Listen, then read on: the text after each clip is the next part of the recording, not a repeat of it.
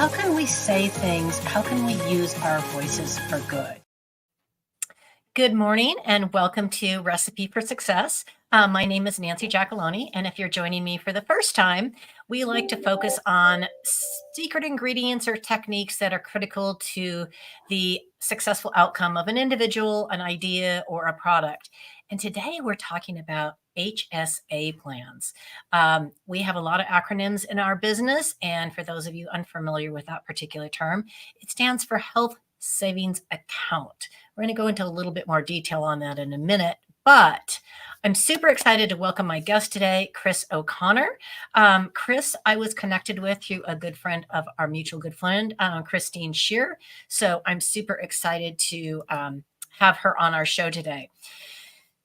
Kris was suggested to me when I brought up this topic because I really wanted to talk about it. And Kris not only spent 15 years running her own benefit agency, but she was an earlier adopter like myself of HSA style plans. So Kris, I'm going to let you introduce yourself to the audience a little bit and tell them a little bit more about your background. Thank you, Nancy. Thanks for the privilege of coming on your show. I love this. So my background is I spent 4 years in public accounting, and then I went to venture capital. And from there, I spent my finance and HR years in an automotive stamping plant with multiple unions, 800 employees. Always enjoyed blue collar and what we could do to better help them financially. And when the downturn came in the auto industry, I was running, the large plans for this company. I left to start my own practice in employee benefits using my finance and HR background, and have never looked back. It's been a great experience. And so I was a very early adopter. 2006 is when I started my company. 2008 is when I convinced the first union plan to move forward with an HSA. I still see those people today, and they come up to me and say, Kris, do you know how much money I have in the bank right now? And it you've done well. They're able to handle their family medical needs. Yes, I also was an early adopter. Initially started introducing them, as most of us did, as a dual option alongside more traditional plans. But let's take a step back to the beginning and let's talk about what an HSA plan really is, because again, like so many things in our industry, we throw these terms around and don't take the time to explain what it really means. Right. So an HSA is a health savings plan. In order to offer one today, you must have a high deductible health plan attached to that. And, I somewhat laugh at that because in today's world of high deductible plans, what you need as a minimum and a max. So it's a minimum deductible of $1,600 and a maximum deductible of $3,200. And even though I know that sounds like a lot of money to people, because copay plans, you can do a little less if you need to, the out-of-pocket cost under ACA in a copay plan right now is almost $9,500 for a single person and almost $19,000 for a family. And so I've always, because of being in finance, I've always believed that insurance is for the risk that we cannot afford to take. And I know that a lot of families can't come up even with the deductible of $1,600 or $3,200, but you know what? You can make a 30-year payment plan with a hospital over that. What a family cannot do is go in debt $19,000. So I still stand firmly behind HSAs. And by the time I left, I had no clients in a dual option. And I have to admit, I worked in the space from 2 with my maximum client 800. And I had 90% of my clients on an HSA. They were simple to understand. And I was a pretty thorough communicator of the financial advantage I also was able to work very well with management and the owners. Why to put money in towards something like this? And they all adopted, and most of them I said, look, your dollars are important too, so let's make sure it's always a match. If you need to, your first year, you front load it, get people excited. But for the most part, if they're interested, they put $1 in, you put $1 in. And it really has proven over the long term to be successful. In fact, I think the industry right now, I read, has $100 billion in HSA assets. So if you haven't adopted yet, I'd be curious to understand what some of the hesitation, and I think some of the hesitation, and Nancy, maybe you've seen this, is around the need to communicate. 100%. I think what confuses a lot of people is they hear HSA plan and they think it's one thing, and it's actually two things. You have your HSA bank account, which allows you to put in money pre-tax, the money to grow pre-tax, and to spend it on qualified expenses pre-tax. But in order to do that, you have to have the qualified high deductible plan, which we commonly refer to as HSA plans in our industry, just for clarification purposes. There's some other qualifications, of course, that go along with being able to contribute to that HSA bank account, including not being covered on any other sort of medical insurance except another HDHP plan. You can't be on Medicare. You can't be on your spouse's your spouse can't be enrolled in a flexible spending account. There's some pretty clear-cut rules around it. And I have experienced, and you may have experienced this as well, Kris, in your career, but oftentimes if I'm working with an employer for the first time and they may have already had an HSA type plan, they've never heard those rules.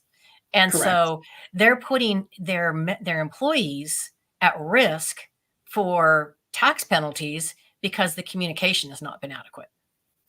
And, Nancy, one of the best guides I ever found, and I'm not a sponsor of any one plan or over another, but Health Equity created a book called the HSA Guide. And when I first downloaded it in 2006, I don't know, it was 50 or 60 pages. A geek like me who liked finance and tax law and all that kind of stuff, it was like, okay, pretty cool, right?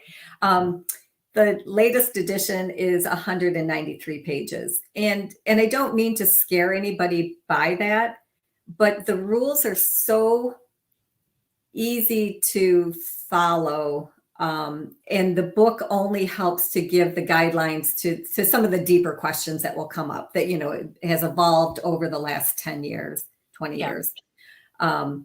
And so you're right. The presentation is everything so that the owners understand it and that HR can get behind you and get comfortable with it.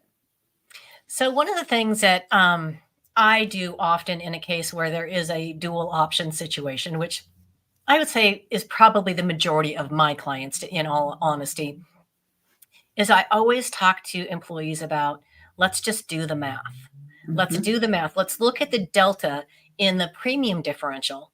Let's factor in any employer contribution and figure out really how much you're going to be out of pocket for your average known expenses over the course of a year.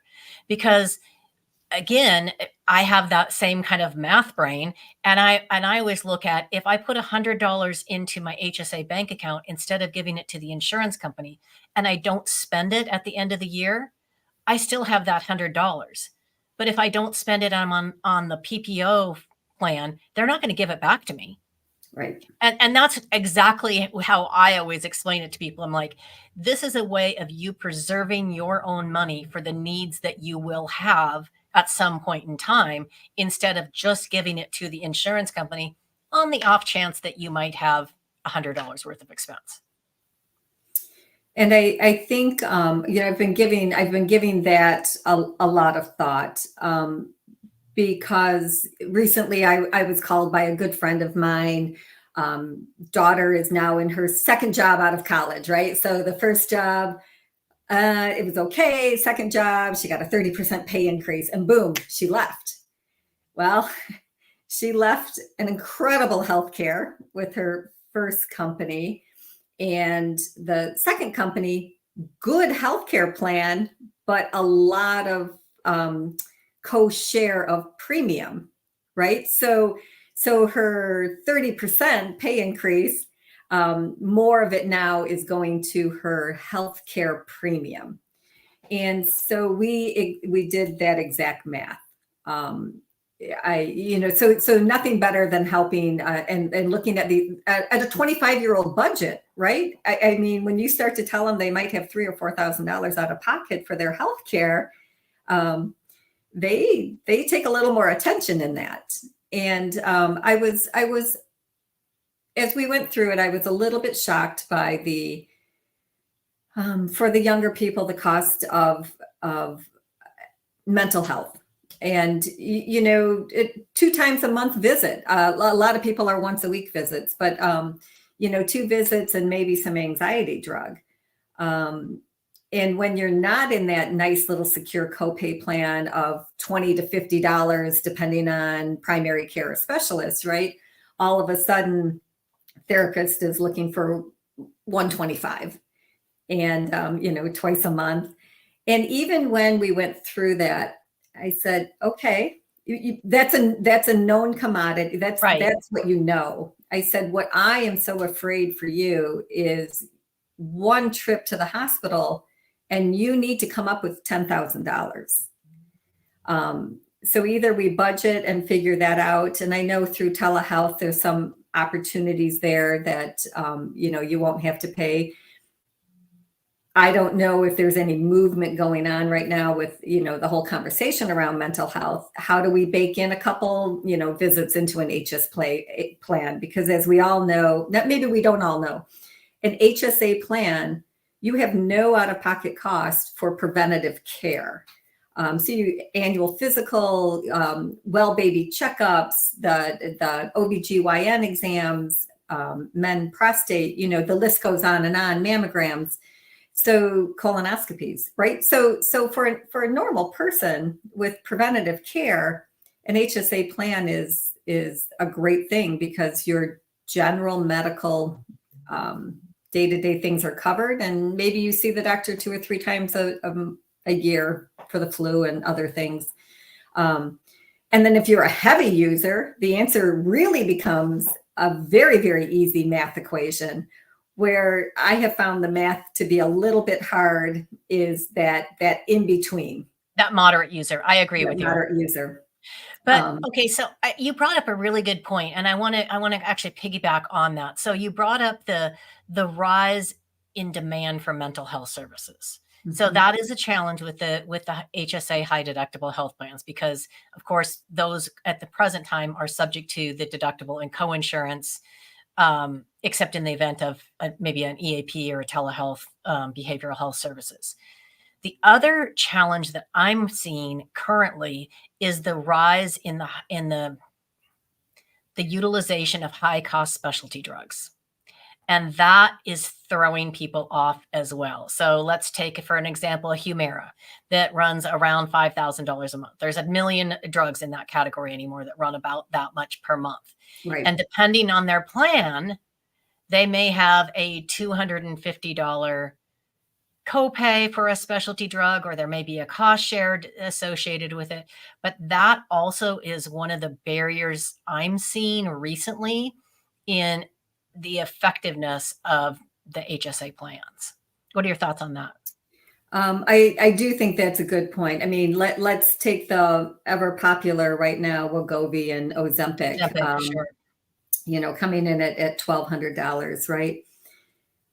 All right, so we take a minimum HSA plan that they just have to meet their $1,600 deductible, right? One trip of Ozempic, and you have it. And I guess if I'm into a very high cost drug, I probably also have a lot of ongoing medical. I'm probably having a heart scan or potentially a liver scan to make sure that this wonderful drug that I'm taking isn't affecting it, right? So yeah, January 1st through the 20th, when you go to fill your new script and you're told pony up, right, to your maximum deductible. And let's say you've done the maximum deductible of $3,200. That is hard. But if they've been in an HSA right along, they've got funds to do that. They still may be getting an employer match, and we're still going to have an out-of-pocket medical cost that will be lower than being in a copay plan. So a copay plan only delays the pain. It does. It does. So I ran across this interesting saying yesterday, and I actually had posted it on LinkedIn about different types of hard. And I think this is a really good example of that, because managing your money is hard. Managing your healthcare is hard. Health insurance and healthcare are two different things. So you have to look at them kind of as two separate things and how they work together to your best benefit. So effectively managing your money. There's so many financial advantages to using a high deductible health plan, particularly if your employer is either contributing to your plan outright or matching your contribution. You have to look at all the dollars involved and really think about it kind of at the 50,000 foot level. You have to look at it from above and say, how does this work out not only this minute, but long term for me, just like you would your finances? What are your thoughts on that? I agree, right? So in a health savings plan, I put money in tax-free. It grows tax-free, and it is the only vehicle right now that we have in America that would come out tax-free as long as we have the medical receipts to back it up. Correct. And a little unknown thing that I've had to share multiple times with clients is the shoebox rule, right? So I can keep a shoebox, and I can pay medical, it's $20 here, it's $100 there. I'm not going to swipe my HSA card, right? So I can keep that whole shoebox, and maybe in 10 years, I add up my shoebox and I got, over 10 years, I've spent $5,000.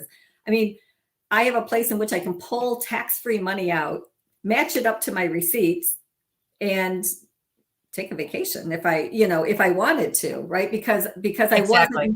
I wasn't nickel and diming my own HSA plan. I want to make a comment on that, and then I'm going to pull up a comment that one of our viewers just posted. So I don't pay for very much I'm on an HSA plan. I have been for a long time. I rarely actually pay for things out of my HSA bank account because I'd rather let that grow tax-free, even invested if I choose, where it can continue to grow tax-free. But I do something like you just described, is on every bill, I just usually write non-HSA. So I know that I did not pay for it with HSA funds. And then I usually print out a statement at the end of the year from my HSA bank account, match it up to anything I did pay for. It takes 5 minutes. It's not a complicated procedure. It's not a lot of accounting. But there is that advantage of you don't have to use your HSA funds to pay for things at all. But I want to pull up this question because this is a really good one, actually. Okay. So Nick Lee says, how can you help ensure employees aren't being overcharged when providers are requiring payment up front? I have my thoughts on that, but I'll let you go first, Kris. The advice we tend to always give them is fight back and say, I'll pay once I receive the bill. Certainly negotiate that down. I'm working with a family member right now through some cancer treatment, and every time she goes in right now, the doctor, every office is like, you have a balance, and she's like, that isn't your concern, right? The billing department is working that out with me. And I think we just need to help empower our employees to have a voice, that I don't need to pay that up front. And I know I'm going to get a little pushback here to say, okay, that's not reality. Sometimes you do. And I think that if you offer up something, they're saying pay me 500 or pay me the whole, deductible.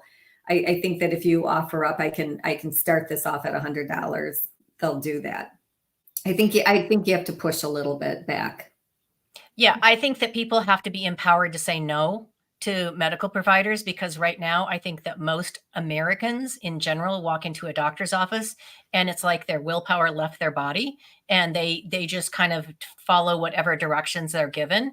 I had a hip replacement in December and I went through this with every provider I faced. They're like, "Well, we're going to require this much." And I would just tell them no. I said, "You don't know that because it's going to depend on how the bills hit, when the insurance company pays." And generally I would offer to pay half of whatever it was that what they wanted, because I knew that that was a safe amount. Now, for some people, they might not be able to pay half. They can say, "I'll pay $100. 99% of hospitals have payment arrangements, or hospitals' healthcare systems. Sign up for it, even if you don't intend to take advantage of it, because what it gives you is time. It allows you the time to adjudicate the invoice properly, make sure that everybody's been paid properly, and you're not overpaying. Because the second you give a doctor's office money, they're going to take their sweet time giving it back to you in case you've accidentally overpaid."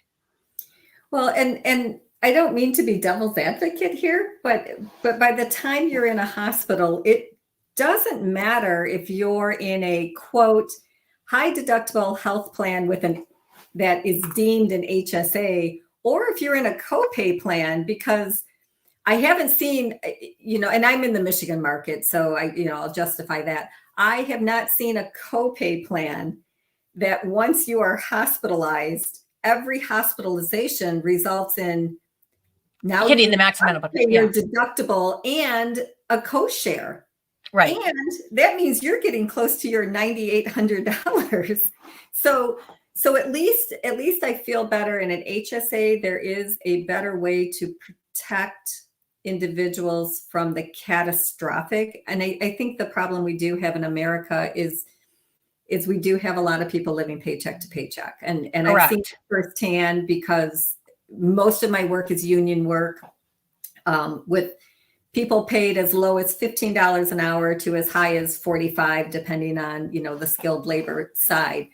And through our creative ways of basically revenue sharing and funding their HSA, we keep our employees pretty solvent financially. And if an employer can help do that, they don't get as much time off.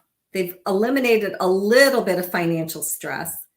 We can't solve all the other financial issues, but I think if they know that their medical is taken care of, and then you finally do get people like, "Ooh, I got this much money. I don't want to dip into my own pocket." Yeah. And they do think a little bit differently, but today's rising cost, I don't know outside of an HSA how we help protect people from the catastrophic making a lifetime payment plan with a hospital.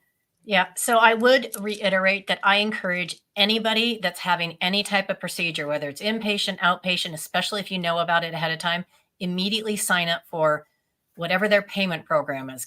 There's a million names for it, but sign up for it, even if you do not intend to pay for it over a lifetime. If you know you're going to pay it off in a month, sign up for it anyway, because it buys you time to make sure everything is processed correctly and you're not paying things you shouldn't pay.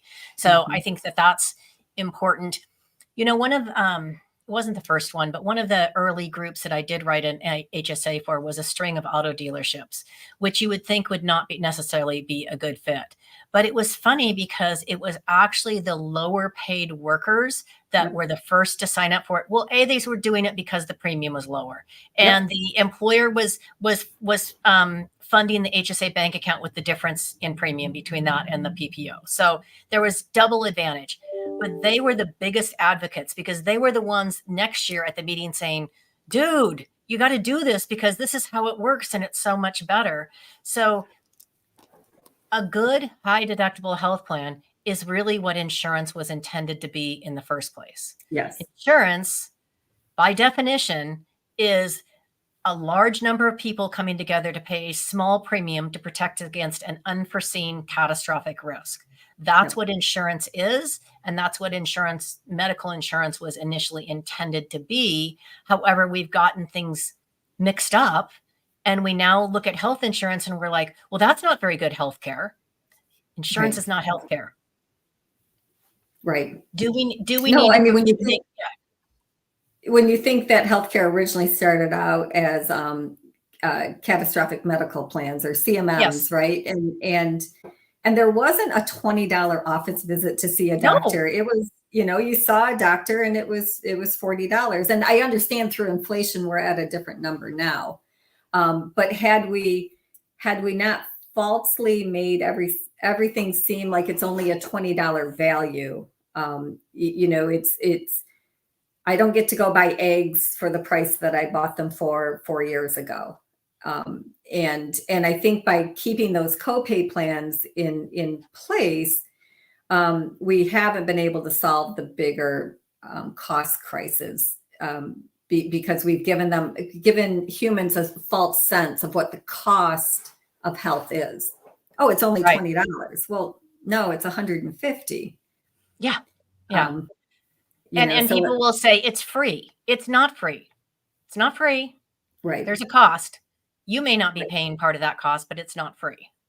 right. Even preventive care services, they're not free. There's zero cost to you. And there's a difference between those two things. And I think it's important that people do remember that.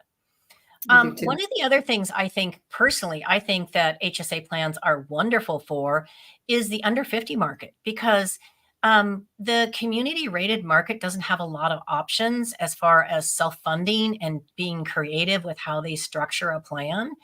And Mhm. HSAs are one of the few vehicles we can use as pure insurance. And then we can fund the HSA bank account. We can layer in a health reimbursement account if it's done properly. We can do different things to make it really good for the member. Mhm. It's not just, oh, this is what it is. We can really use those plans as a foundation to do good things for employees and their families. And Nancy, it sounds like you work in a lot of the market space that I've worked in, which is family run Mm-hmm. and owned companies, right? And so we know, most of us know the owner that originally mortgaged their house for their idea. They had 10 employees.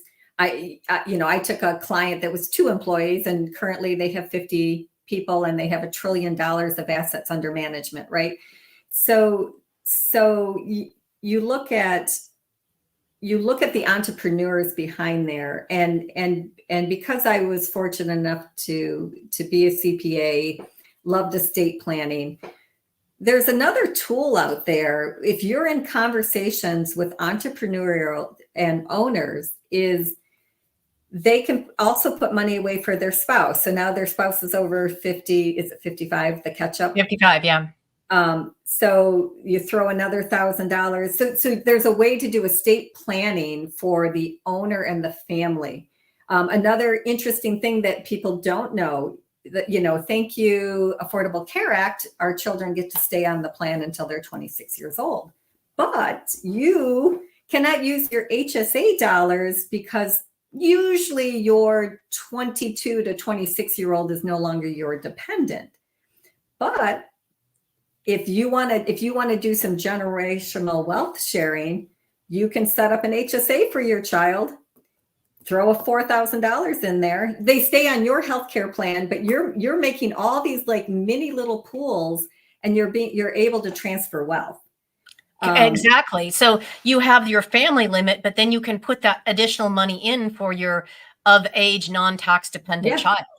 Right. And so it becomes a beauty for some of the high net worth clients that you're working with. So not only are you making them feel great that they've got a way to shore up the lower income paid employee, but they have, because it's not subject to highly compensated rules, they've got all this way to start to shore up their own family life. And you give a little boost to your children that way as well, that they're on your plan. They've started with an HSA. So now 24, 25, they've got that first job. They're going, oh no, I'm off of mom and dad's plan. but they've already got an HSA started. There's so much more comfort for the younger generation than to have a base to jump from. Well, I think that's a great example, because let's take the individual, the young woman you were talking about. If she had $4,000 in an HSA bank account already, she wouldn't might have think hesitated. different. She wouldn't have hesitated, because she would know she'd be okay. She could continue to put her money in there, and she would be in an excellent position. So I think that that's a fantastic suggestion. The other thing that I wanted to touch on was the Consolidated Appropriations Act allowed for telehealth, first dollar telehealth benefits with HSA plans or high deductible health plans during COVID. And it's been extended, so it's still currently in place, technically set to expire at the end of 2025, but we have this piece of legislation in place. I think it's a really big improvement to making HSA plans more accessible and people be more comfortable with them. What would be something else you think could really help people feel more comfortable with these type of plans? As in if we had carte blanche and we could. We're designing it ourselves. We're writing legislation right now, Kris. So we're writing legislation. Yes. So I would probably also say, and we've seen it done with mini plans, right, where 2 office visits are covered. So let's forget telehealth, right? Because I work out with a ton of people that are nurses and nurse practitioners, and they're manning the phone for telehealth. And, they're like, the moment somebody says, well, I've got this skin rash, she says, we shut them down. We're like, you're going to have to go see your PCP for that. So the interesting thing about telehealth is it now you dial up and they're like, yeah, for that, you're going to need an on-site visit, right? So if telehealth is going to phase out, if legislation could put in 2 to 3 annual office visits with your PCP that are non-preventative. Sure, right? Sure. I think that's brilliant. I like that. And of course, I don't know if people know that some drug formularies you can elect within your insurance plan to have some of the standard drugs come over and be placed in preventative care, some of the cholesterol meds, the high blood pressure meds. So if you're not selecting that as an option, that's another way to shore up any potential expenses that the normal consumer of healthcare would have. But I think that we need to, we don't want to prevent people from going in if they think they're not feeling well or they have a lump. We don't want people to postpone their care. And when this first started, that was, I don't know if you remember, but that was the huge conversation. It's still a big thing. I mean, I hear it all over social media. Oh, don't sell a HSA plan because you're going to prevent people from getting care. I disagree with that, but I do too, because if the employer puts in anywhere from 500 to 1,000, that did cover 2 visits to a primary care doctor. Right. Ultimately, what I would love to see is that the pricing structure be appropriate, like a menu. The doctor is $150, the PA is $110, and the nurse practitioner is $85. Exactly. Give me a choice, but oftentimes they say, hey, do you want to see the nurse practitioner? It's like, yeah, that's fine. I know I'm okay, but I'm still getting billed at a doctor level. Yeah. So before we move into the final section, there's one last thing that I definitely want to touch on. And I think one of the great things, honestly, for me about being on an HSA plan is I definitely think differently about healthcare. I think differently about how I purchase it. And part of the reason for that is I don't always run things through my insurance. So I rarely run prescriptions through my insurance because oftentimes it's a fraction of the price to use my GoodRx coupon and pay $7 instead of $52 if I ran it through my insurance. Yep. Now, of course, it's a $500 medication. Of course, I'm going to run it through my insurance because I'm concerned about my deductible, et cetera. But so many maintenance medications are very inexpensive, and most people are paying at least double by running it through their insurance. So I always say, ask the cash price. You can do it for medications. You can also do it for doctor services. You can say, how much would it be if I paid cash to see the nurse practitioner versus how much are you going to charge me running it through the insurance? Now, you may still choose to use your insurance, but you're armed with the knowledge and you can make the choice. Right. And I think the hard part there, though, Nancy, sometimes is, and I don't disagree with you. I hit my elbow really, really hard, and I swear I fractured it. Right. So I used RMI, which is a regional imaging center. Sure. And I called them and I said, how much to x-ray the elbow? And they're like $40. When I called the local hospital, where the x-ray machine is, they're like, well, we can't give you a price until we do it. And I'm like, well, of course, for $40, I'm going to make that decision that I don't need it put through the insurance company. I'm just going to go. And I wish that we had more ability. And I think as brokers get armed with places that reasonably charge, you can feel a little more comfortable in open enrollment meetings or a push out notice to say, hey, chest x-rays. I mean, shoot, sometimes people just want to know, do I have pneumonia? Right. Right. And typically to find that out, your doctor sends you over to ER or urgent care or wherever the next x-ray machine is that's open. And a chest x-ray now all of a sudden became $1,000, discounted down to $125. Right. But yeah, I think brokers also need to do a better job working with the local community who is out there trying to actually fight cost and add some transparency. Yeah, I think as we continue to increase transparency in healthcare services, I think that this will provide better and more opportunities for people to understand their choices as far as how they're going to pay for it. Mm-hmm. Okay, well, we could talk about this for an hour, but in the interest of time, I am going to move on to the fun part of the show, which is my 5 burning questions. So I hope you are ready. All right, and we have no questions from the audience. I think she's trying to get out of these questions so no, go for it. All right. Okay. So question number 1, what's your absolute favorite food in the world and can you cook it? So I love Middle Eastern food, and chicken shawarma is one of my favorites. A neighbor of mine was Pakistani, and she has given me all the herbs and spices. She's taught me how to grind them. And yes, I enjoy cooking. So I'm very lucky that food around the world, I love to make and cook and eat and go out to restaurants for. I love it. That's a great answer. Okay. So what's the character trait you admire most in other people and why? For me, it's honesty. It's the place it's that transparency, starting from it. If you tell me what you're trying to accomplish and achieve, I can usually come up with a solution. And I just like starting from a quicker place than circling around and trying to figure out. I'm an accountant, so let's just put it out there. Give me some honesty, and we can make everything work pretty well. That makes perfect sense. Okay, but if I flip the mirror on you and say, what's the character trait in yourself you're most proud of and why? What would that be? It would be integrity.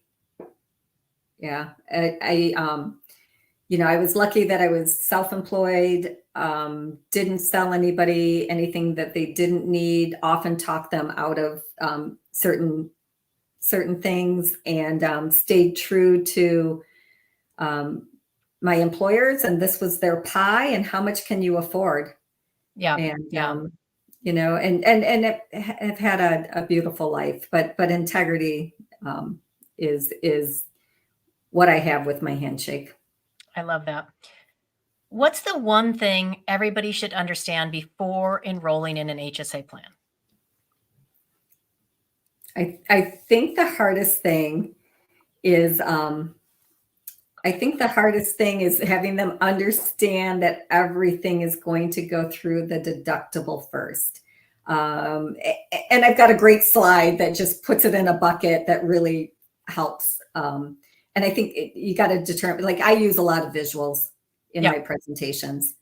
Yeah. So We do have a question here that popped up, not before we started, but that's okay. We'll take a quick break because this is a great one and one I talk about a lot. It says, my question is HSA and Medicare. I know it's tricky. Yes, that darn Medicare.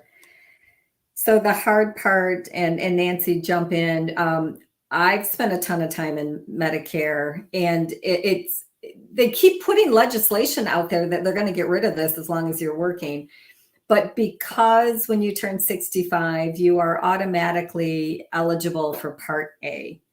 And because that is considered having other insurance, because technically if I'm hospitalized, my Part A can come in and wrap behind it and cover some of that deductible.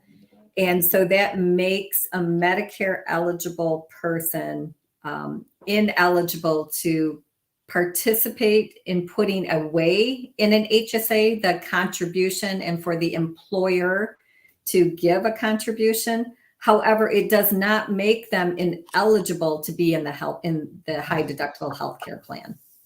Nailed it. That is exactly correct. You can proactively disenroll from Part A, and people that are on a high deductible health plan and want to continue making and or receiving contributions must do that in order to have that be a tax qualified contribution. And let me put a caveat in that. Certainly I have done that with owners and highly paid people. Walk them through the process of disenrolling in Part A. I tend not to do it for the lower paid because in the industries I've been in, which have been all automotive, highs, lows, shop. Sure. The minute you're terminated or you decide you're not coming in the next day, a lot of people then are lost. They don't know what to do with it. They've disenrolled from Part A. They've got to go and get that all back reinstated. And so I try to stay out of the Medicare, except to tell them that it's an option. But I am afraid that if people did it, they would screw up their own benefit. Again, with an owner owning the company and they're telling me they've got 10 more years in it, fine. Yeah. I tend to actually advise the other way. I tend to advise them that they do need to disenroll because I don't want them to get a tax consequence later on down the road. But because we also service Medicare, I always tell them, call me immediately, when you're getting ready to retire, because there's steps you're going to have to take, or call our office immediately. And talk to me just for a moment about why you have them disenroll. So that they can continue to make and receive contributions. Yeah. Because again, it depends on the person you're talking to, but they may or may not understand why that's a fact, and they want the contribution. So if you want the contribution, or you want to continue setting money aside pre-tax, you have to be disenrolled. Correct. And I've had employers that are doing the match. They have just done an after-tax bonus of the same amount. Sure. And that works too. Yeah. Okay. So you're not exempt from all the questions, and this is a good one. What is your secret talent, or something people would be surprised to learn about you? So I have belonged to a mixed martial arts gym for 12 years. It specializes in Muay Thai and Brazilian Jiu-Jitsu. I compete in kettlebells, and I know about Bulgarian bags and maces and all sorts of weaponry. And I compete with my German Shepherd. That's amazing. That's very cool. So no one wants to try and jump you in a dark alley. I hope not. It's not going to end well for them, especially if the German Shepherd's with you. Especially if the German Shepherd is with me. Yes. Yeah. So. Okay. Last question. Who's the one person, famous or otherwise, living or dead, that you would most love to sit down and have a cup of coffee with in a conversation, and why? So the odd thing is I have two. You can answer two. Okay. One is Anthony Bourdain. Of course. Currently deceased. I love travel, love worldwide food. And I'd always been intrigued in his later episodes where, he basically stuck his middle finger up at big broadcasting and said, I'm going to do this my own way. And I am going to eat dog, and I am going to eat goat, and I am going to be where the real people are. I appreciated that. And the other is Charlie Munger, second to Warren Buffett. He died at almost 100 years old, just I think in October, just this past year. And he, besides him being charming, he had incredible quotes and a zest for life, and wasn't afraid to use it. Put his money where his mouth was. He believes very much in reading, education. Contributed highly to his alma mater, U of M, and many other universities. But, he said lifelong learning is paramount to long-term success. And I think as we get presented in this industry, instead of going, oh no, a change, we need to embrace it and figure out the best way to how it works, why it works, does it work? We need to start questioning. I don't know. I just he's just got some great quotes, and fascinating individual. Well, those are wonderful answers, and I thank you so much for your time today, Kris. I think this was a great discussion. I hope that a lot of people, if you didn't get a chance to listen to it live, that you do take the time to listen to it afterwards. It's valuable information and tips, and from somebody who has been basically a day one adopter of HSA plans and how to make them work effectively. So thank you again, Kris, for joining me today. Thank you. Thank you for having me. Uh-huh.